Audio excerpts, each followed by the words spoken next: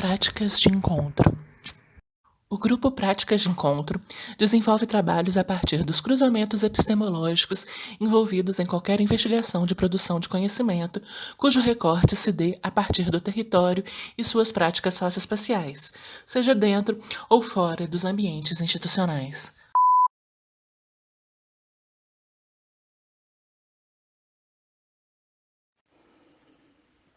Olá, Rosângela, tudo bom?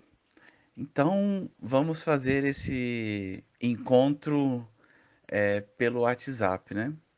Então, para começar, nosso desejo aqui nessa conversa é falar sobre como são praticados os encontros entre diversos habitantes dos diversos mundos, né? Indo e vindo, e vendo a sua história, esse trânsito é bastante presente, né? Desde os trabalhos junto aos Machacalis, depois junto aos Pataxós e agora numa articulação com a Teia dos Povos, que é onde você está agora, né? Com mais de 20 Machacali. Ou seja, você é uma agenciadora entre mundos, uma diplomata que vive costurando uma ponte de relacionamento entre o mundo Brasil e esses outros mundos, né? Os Machacali, os Pataxós. Então a gente gostaria, assim, para começar, que você compartilhasse mais sobre esse trânsito, dizendo como isso foi se desenvolvendo. Aí eu acho que é pensando desde a sua casa como um lugar que você recebia indígenas, né? Ou seja, sua casa como lugar de estadia, até a criação de alianças, chegando a políticas universitárias como o Notório Saber, ideia que você participou lá na UFMG, por exemplo. Oi, Fred, Amanda, Juliana, boa tarde, que prazer também, obrigada aí pelo interesse, né, pelo carinho e também pela compreensão, né, sobre a gente trabalhar desse jeito nesses dias. Que pergunta grande, hein? Aí eu vou contar a história da minha vida inteira. Deixa eu pensar um pouquinho. Vocês vão recortando, né? Então, eu acho que quando eu retornei da França para o Brasil, que eu entrei na UFMG, era 1998, e eu já tinha assim uma ideia, uma certeza de que eu trabalharia com alguma forma de marcar o ano de 2000 no Brasil. E eu havia pensado justamente numa caminhada, uma caminhada com pessoas, né, dos povos originários, com pessoas de África, com pessoas também que representam esse mundo dos europeus. E acabou que se tornou um encontro mesmo, que aconteceu na UFMG, né, um encontro internacional de etnomusicologia, onde vieram vários povos originários e vieram também 3 representantes do povo Bassari do Senegal. E foi ali que eu conheci um pouco mais, né, os Tiquimã e também alguns indígenas de Minas, do Acre, enfim, foi muito bonito, muito canto, muita música bonita. E a partir daí eu passei então a me interessar e construir um projeto de pesquisa junto com os Machacali, né? Eu me lembro que numa das primeiras vezes que eu fui até os Tiquimã, quando eu estava indo, passando assim, ainda 5 horas mais ou menos de chegar nas aldeias, naquela época a estrada eram muitas horas de estrada de terra, eu vi passar um grupo de pessoas assim, Tiquimã andando na beira da estrada, mulheres às vezes marcadas, com feridas, os cobertores meio rasgados, assim, sendo arrastados. Uma cena que era tudo para nos fazer pensar que era uma cena de miséria, né? De perdição, digamos assim, de doença. E segui para a aldeia. E no dia seguinte já ia acontecer um ritual muito bonito lá e essas mesmas pessoas que eu encontrei na estrada estavam lá dentro, esplêndidas, dançando, festejando. Então é muito interessante porque os Tiquimãs são muito andarilhos, né? Andam muito, muito mesmo. E essas saídas deles muitas vezes nós associamos a uma carência, a uma falta, né? Mas tem nelas uma força muito grande, uma capacidade muito grande de andar pelo mundo, né? E elas voltam porque ali é o lugar em que acontece o que mais interessa a elas também. E desde sempre é muito comum a gente estar numa aldeia, por exemplo, e ver chegar o chefe da FUNAI falando: ah, esses Machacali dão muito trabalho, vou ter que arrumar um carro para ir buscá-los lá em Teixeira, ah, vou ter que arrumar um carro para buscá-los lá em Teófilo Otoni, Almenara. Eles vão e ficam nas praças dessas cidades. Ficam nas praças porque certamente eles não têm mais onde acampar em beira de rios. Eles correm o risco de adentrar uma fazenda, uma propriedade privada e serem exterminados, né? E num determinado momento eu conheci um estudante do FIEI, que é o Alessandro Patachó, morador de Barra Velha, aqui na Bahia, que tinha já uma paixão pelos Tiquimã. Ele foi comigo num projeto que eu realizei de um Proeste, chamava Convivência e Ancestralidade no Território Tiquimã. E ele me falou, muito emocionado, que em Barra Velha tinha um lugar, tem ainda um lugar muito bonito, alto, assim, que chama Aldeia do Céu, que é o lugar onde eles encontravam, recebiam povos que vinham de vários lugares e faziam festas, trocas, uns traziam caça, outros levavam peixe. E nesses encontros também vinham os Tiquimã. Antes disso, eu soube também por umas mulheres Tiquimã que uma ramificação dos Tiquimã que estão lá no Pradinho são filhos do Justino, que é um senhor, né, de Itamaraju, Pataxó, que foi para lá e que fez família lá. Lá também na terra Machacali viveu e vive ainda um grupo de pessoas que eram do território atual Pataxó-Ranhanhan. Eles sofreram expulsões muito graves, muito violentas nos anos 50, 60, 70, até haver o longo processo dessa autorretomada que aconteceu, essa autodemarcação que aconteceu por eles. O território Pataxó-Ranhanhan está próximo de Camaquã, Pau-Brasil, aqui na Bahia, né? E eles refizeram entre os anos 90 e 2012 396 retomadas para retomar o território de volta.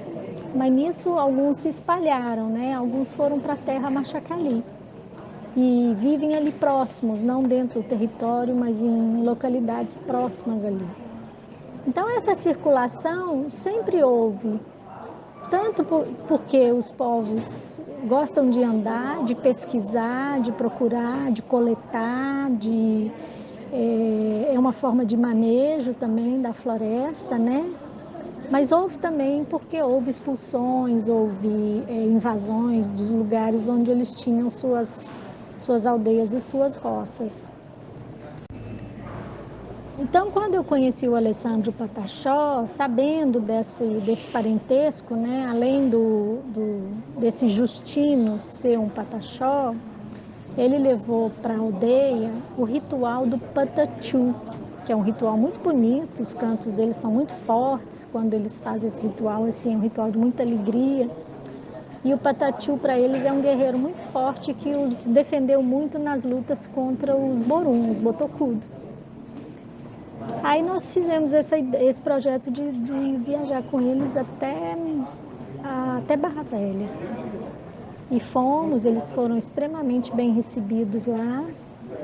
E ficou muito claro para nós que eles ainda continuam andando até Teixeira de Freitas, até Itamaraju, mas não conseguem mais chegar até Barra Velha, até essa Aldeia do Céu, porque além de ter uma rodovia muito perigosa no meio, tem labirintos de eucaliptais, né? Eucaliptos.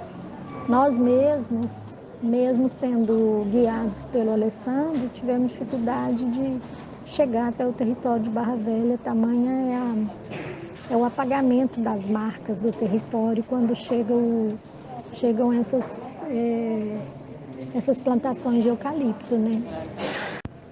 E os Tiquimã foram recebidos com muita emoção, com muito carinho, com muita emoção, porque os Pataxó reconhecem que eles se recolheram, né? Abriram mão de lutar pelo território e acabaram morando lá onde eles estão, num lugar com um território muito pequeno, mas que eles tiveram a força de guardar os espíritos e os cantos e a língua. Então eles são tratados como grandes líderes espirituais para eles. Foi muito bonita a forma como eles foram acolhidos pelos pataxós, muito choro, muita emoção, e eles também foram acolhidos com muita fartura de alimento. Barra Velha é um verdadeiro paraíso, né? As roças são muito bonitas, muita fruta, muito coco. E aquilo emocionou também muito os Tiquimã, porque eles não estão acostumados a serem recebidos dessa forma. E isso foi crescendo depois que eu mudei para aqui, para o sul da Bahia, já um pouco motivada até por isso. Eles passaram a frequentar também um local aqui que é a Reserva da Jaqueira, que é dentro de Porto Seguro também. Um local, uma ocupação também que os Pataxó fizeram e tem um trabalho muito interessante lá dentro. Deram um curso de língua machacali para os jovens que trabalham com a revitalização da língua Pataxó, né? O grupo Atchorran. São sempre convidados também para participar de rituais importantes anuais que acontecem aqui. Então, essa parceria foi crescendo realmente e é muito bonita. Atualmente, por exemplo, eu escuto, né? Eu recebo telefonemas de jovens Pataxó de Pé do Monte, que é uma aldeia mais próxima de Itamaraju, que encontram os Tiquimã que vêm passear na cidade, ficam dormindo lá em Itamaraju. Aí ele vai lá, acolhe eles, leva comida para eles. Enfim, o ideal é que eles tivessem, de fato, a possibilidade de circular livremente por esses locais, onde eles dizem que escutam os cantos dos ancestrais, né? E pudessem chegar, ser bem recebidos, dormir, pescar, acampar, né? Em vários locais como esse. Mas eles acabam ficando nas praças da cidade e os moradores sempre muito assustados e com muita repulsa, né, da presença desses andarilhos nas suas cidades. Sobe aqui, ó. Trava. Nossa, gente, agora que eu aprendi aqui com um colega meu como é que trava o microfone, vocês acreditam? Porque o meu dedo já estava doendo. Então, e depois disso, com o passar do tempo, a gente houve um evento aqui, um encontro, uma jornada da Teia dos Povos em 2016, se não me engano. E os Tiquimã tinham sido convidados para participar dos Jogos Olímpicos, os Jogos Indígenas, né? Que os Pataxós convidaram. E algumas lideranças, então, da Teia dos Povos teve a oportunidade de conhecer os Tiquimã e foi novamente um encontro muito bonito, porque sempre havia aqui uma consciência da parte deles de que há uma dívida, há um desejo também de dar as mãos, né? De se irmanar mais com os Tiquimã. Enfim, para fortalecer a luta deles também, fortalecê-los da forma que for. Então foi pouco a pouco que a gente foi chegando a esse pequeno projeto que começou agora em dezembro, que é troca de saberes e sementes Tiquimã Terra Vista, que então são intercâmbios que os Tiquimã estão fazendo lá nesse território que é o assentamento Terra Vista, que hoje é um local que virou quase um campus avançado de várias universidades aqui da região,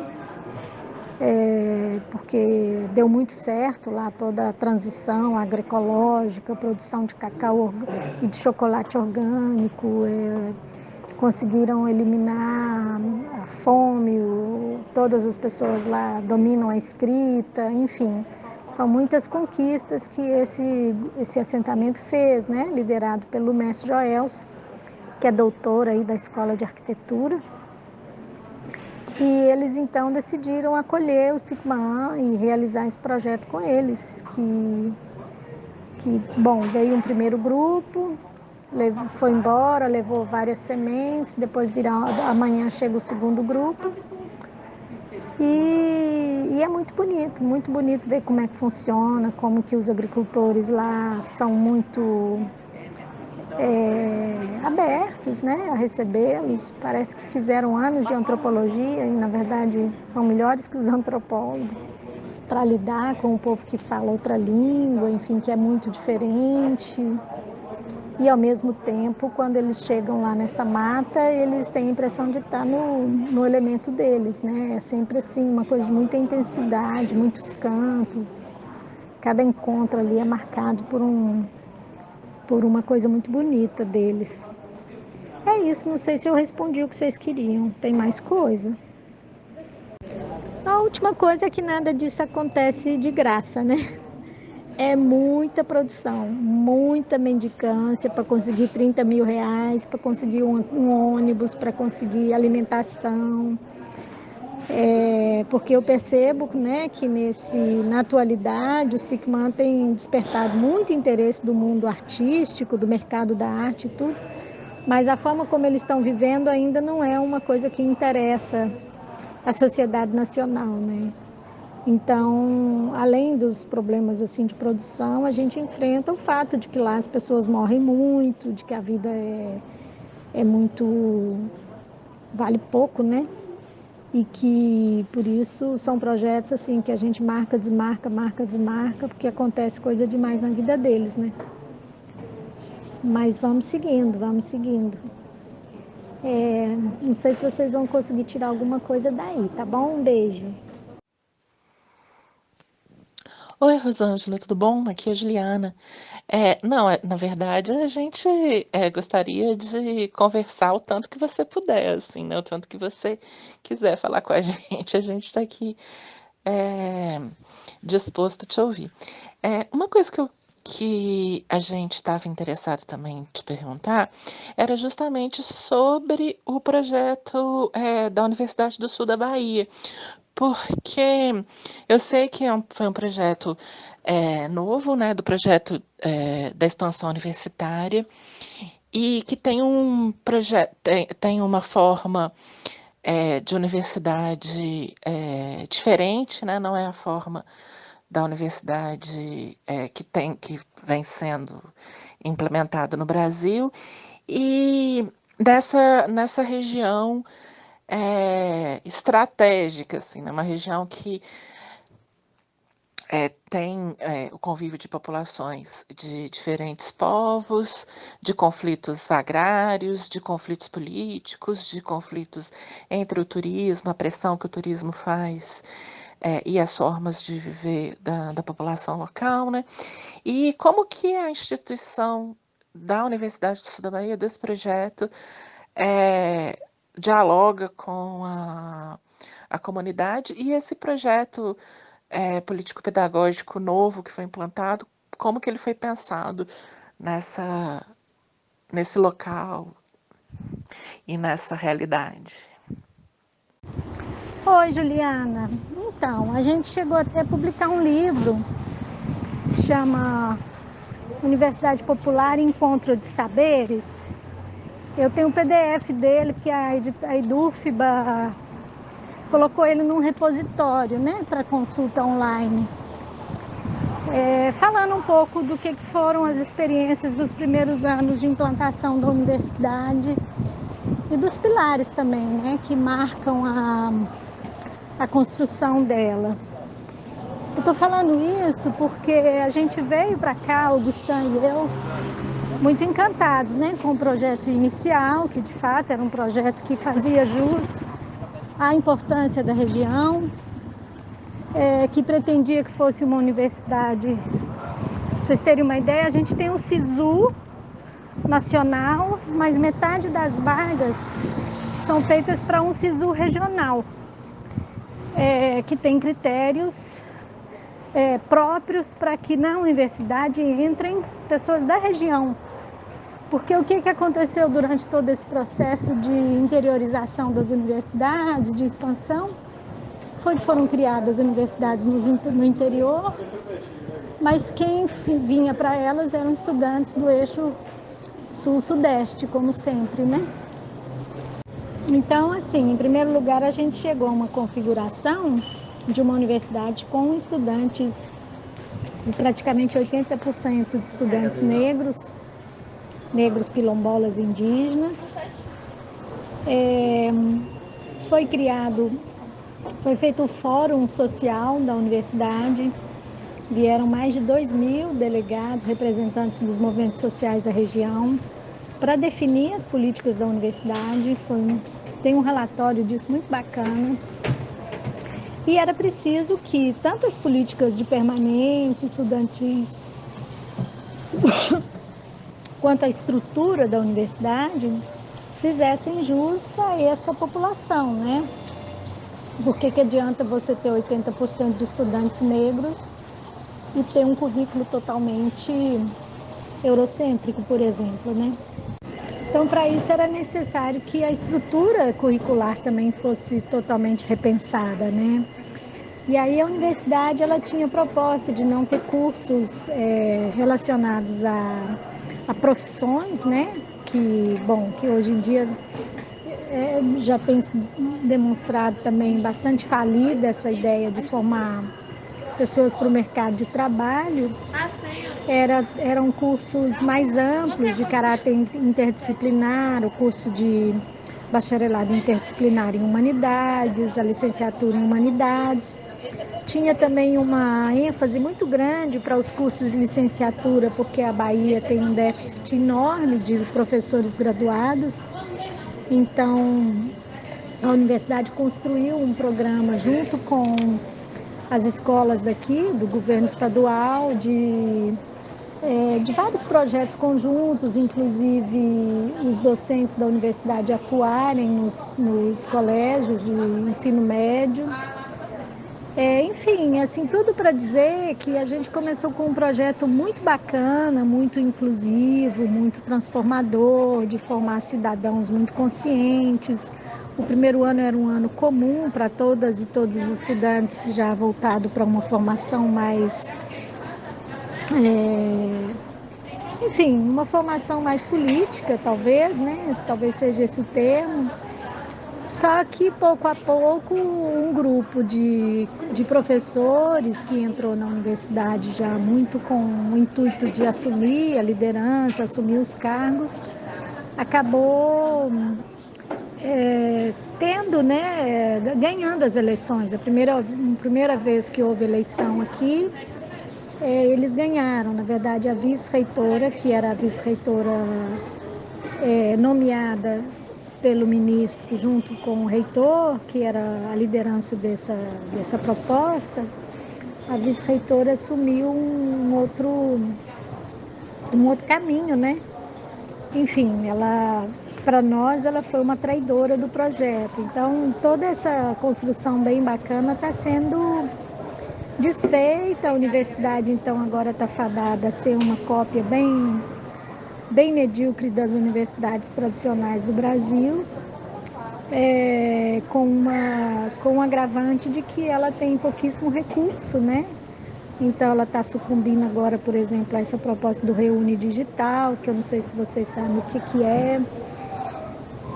Bom, tem isso, mas a gente manteve algumas áreas assim bem legais de resistência. O curso de artes, por exemplo, é um curso muito legal e é um lugar de resistência ainda, sabe? A gente guardou as nossas características de derrubar muitos muros. A gente vive num momento de um projeto reacionário que é global, né, e que se estende a todas as áreas, né, desde os nossos relacionamentos locais até o governo, o Estado, de forma geral. Todas as políticas que incidem sobre a gente em várias escalas, né? E diante desse quadro reacionário, como que você tem visto a resistência na sua prática? Oi, Juliana. Então, querida, primeiro que de fato, é um quadro reacionário, mas infelizmente, assim, são colegas nossos, universitários, do campo da esquerda, que assumiram essa postura de destruir, né, esse projeto da universidade. porque se sentiram mais confortáveis, enfim, dentro das suas disciplinas, do modo de operar das universidades, tudo aquilo que construíram nos seus programas de doutorado, né? Uma coisa bem assim interessante de ver, e me fez pensar muito que no momento em que a gente ainda tinha um governo, sei lá, Lula-Dilma, um governo mais progressista, que quis levar universidades para lugares, né, distantes, aumentar o número de vagas, construir a universidade, por exemplo, da União da Latinoamérica, também a Unilab. Tinha muita coisa que estava à nossa altura para mudar, para transformar, para avançar, e nós não avançamos, né? Por exemplo, esse trabalho de fazer jus aos conhecimentos tradicionais, porque se o sul da Bahia ainda existe como um hotspot, né? Não sei se ainda é, mas de Mata Atlântica, de biodiversidade do mundo, é graças às comunidades tradicionais e os seus conhecimentos, né, que fizeram mantê-la, né, em pé e tudo isso. Quanto à resistência, o que a gente aprende aqui com as comunidades indígenas e com os povos da Teia dos Povos, os assentados, né? São comunidades que, por exemplo, Terra Vista sofreu 5 despejos.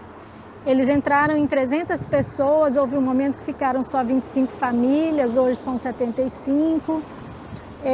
Houve mortes, houve tentativas também de produção de abacaxi, deu errado. Quer dizer, são povos que estão na luta e no enfrentamento desde sempre, né?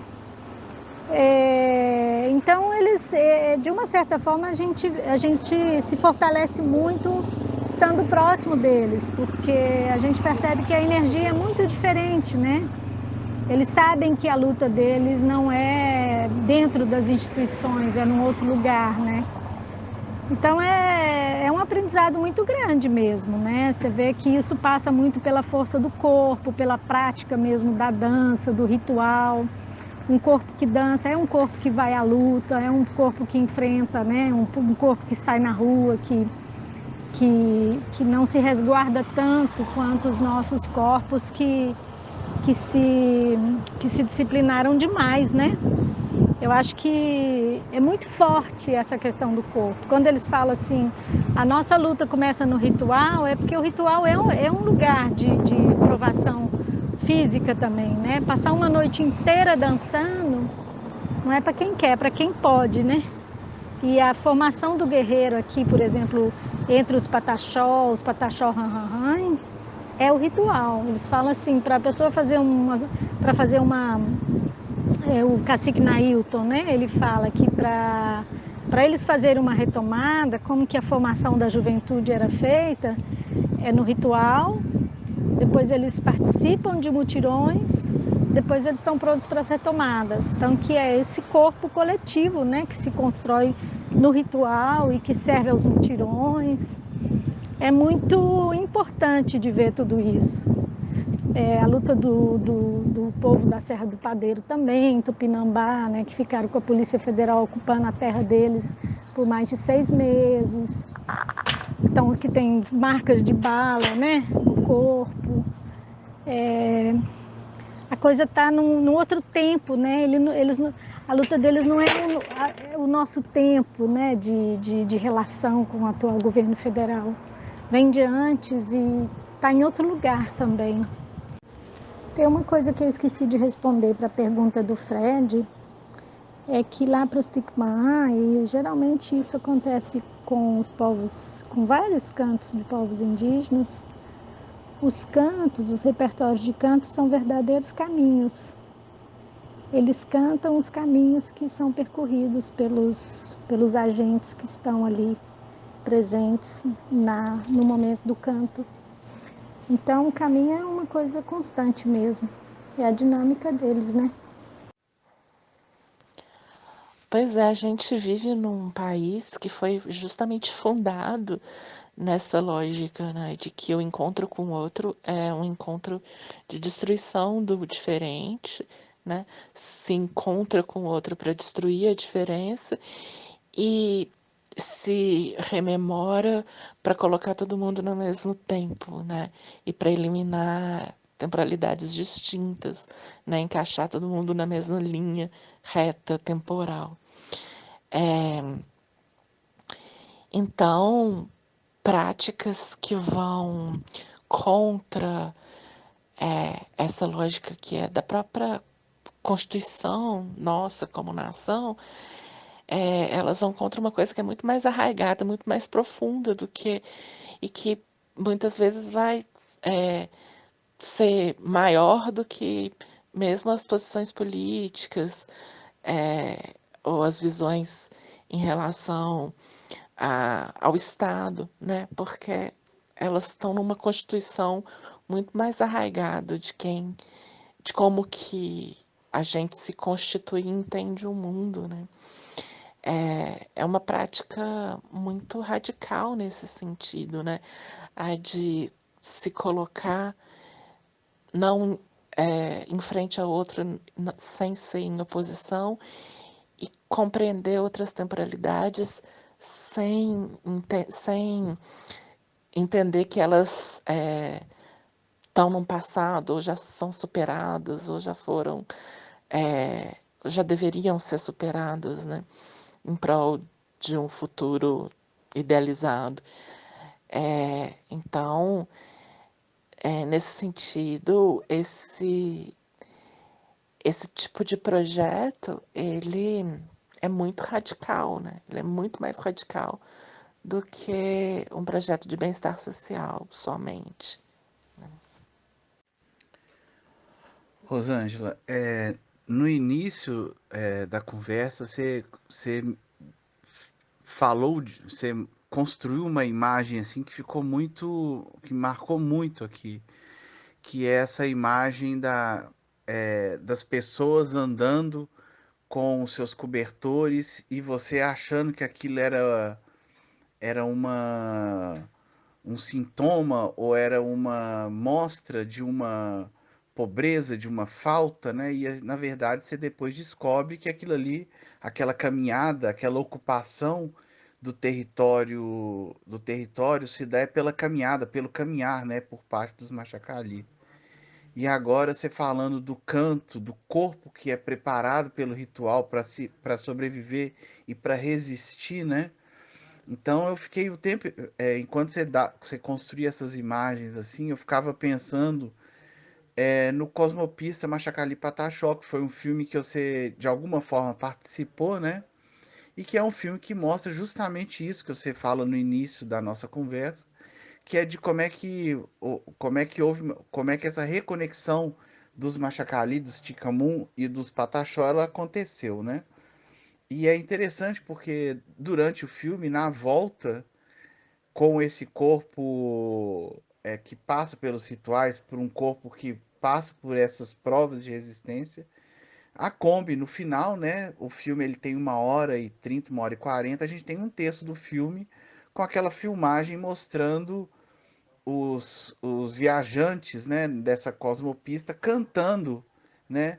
Tanto canções de dor por estar pelo que perdeu, mas também uma canção de dor que mostra uma possibilidade de uma nova existência. E agora, com essa sua participação junto à Teia dos Povos, nessa reconstrução, né, com a Teia dos Povos, a aldeia Escola Floresta dos Machacalis, né, o encontro Isael, Sueli Machacali e Joelson, todos doutores notório saber da UFMG, né, como é que isso se torna, na verdade, um desdobramento daquela cosmopista, se torna um desdobramento desse reencontro.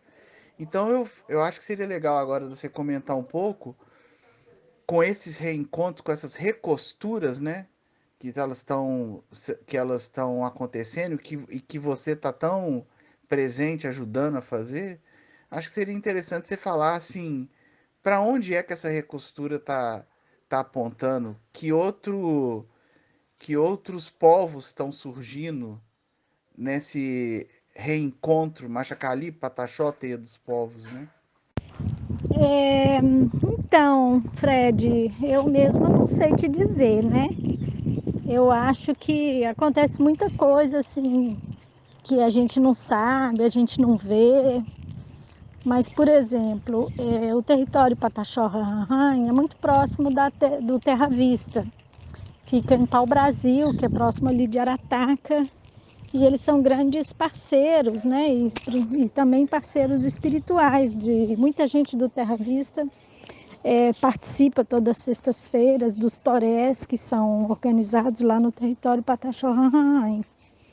E nesse território descem os encantados.